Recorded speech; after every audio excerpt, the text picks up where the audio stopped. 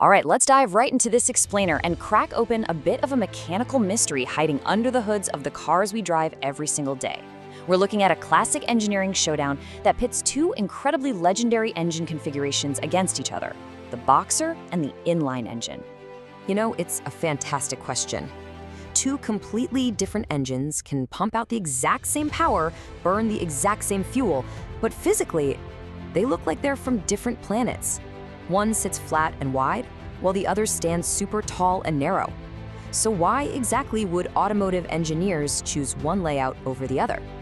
To figure out why, we're going to break this down round by round. We'll meet the contenders, look at their shape and packaging, dig into balance and smoothness, see how they hold up in real-world engineering, and then finally get to the verdict. All right, round one, let's officially meet the contenders and talk about engine configurations. Before we really start comparing these two mechanical marvels, we need to get on the same page about what an engine configuration actually is. It's literally just its physical architecture. How are these cylinders arranged around the crankshaft? And you can think of the crankshaft as the ultimate translator. It takes the raw up and down motion of the pistons and turns it into the rotational force that actually spins your wheels. Now, both of the layouts we're looking at today use the exact same four-stroke combustion cycle. You know the drill. Intake sucks in the air and fuel. Compression squeezes it all together.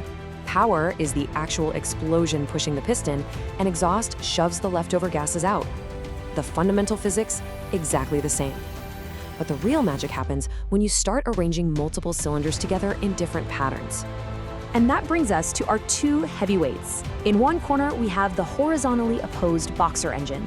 The cylinders lay totally flat and the pistons punch in and out in opposite directions, literally like two boxers tapping gloves. In the other corner, we've got the Inline engine. This one stacks its cylinders neatly in a straight row, with the pistons just pumping straight up and down. Moving on to round two, shape, size, and packaging. Basically, their physical footprints. Here's the thing. These dimensions completely dictate how a whole car gets designed. You can't just drop any engine block into any engine bay. A Boxer inherently sits really low, but it spreads out super wide toward the wheels. The Inline engine, total opposite. It's incredibly narrow, but it stands a lot taller. Plus, depending on if you're rocking 4 or 6 cylinders, it can get pretty long from front to back. So what's the payoff? Well, because the Boxer is shaped like a flat pancake, all its weight sits way down low in the chassis. This is fantastic for reducing body roll when you're taking a tight corner. But the catch is, it completely eats up precious lateral space between your suspension setups. Meanwhile, that tall, narrow inline motors are an absolute dream for manufacturers. It's simple to build, and it easily slots into almost any drive layout without causing a huge headache. Let's hit round 3, balance and smoothness. Time to talk vibration dynamics. All right, imagine two people pushing equally hard against each other. What happens? Their forces completely cancel out. That right there is the Boxer engine's secret weapon for smoothness. But hey, the inline world has its own champion too.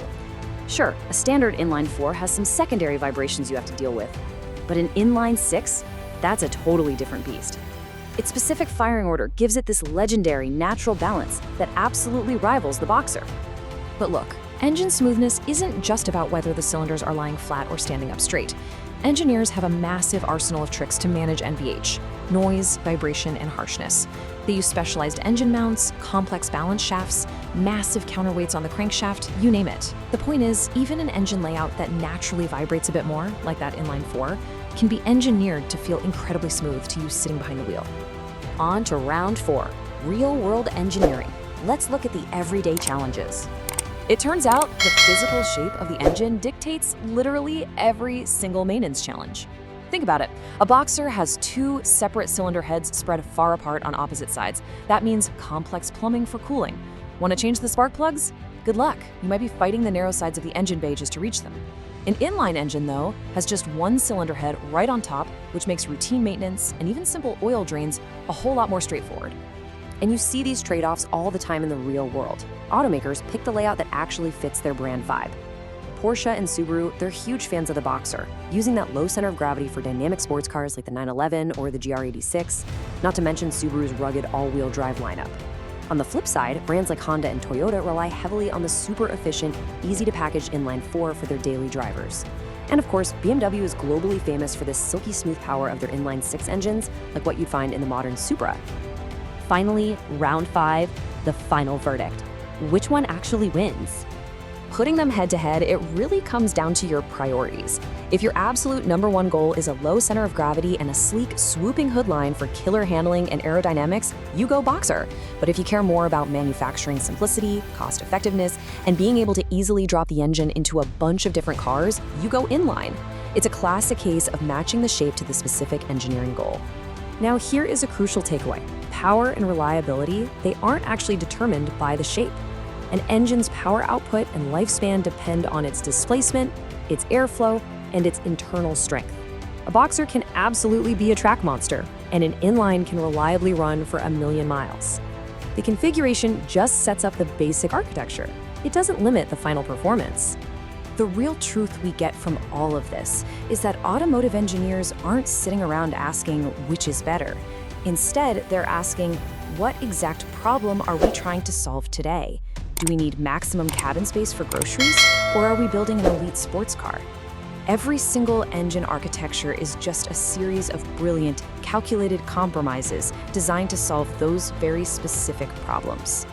So the biggest thing to take away from this explainer is that the mechanical heart of your car was chosen for a very specific reason. The next time you turn your key, ask yourself, what engineering compromise is powering your daily commute? Are you riding on a low-slung, flat engine designed for incredible balance, or a straightforward, tall inline engine built for highly efficient packaging? Knowing the difference completely changes how you appreciate that machine sitting in your driveway, doesn't it?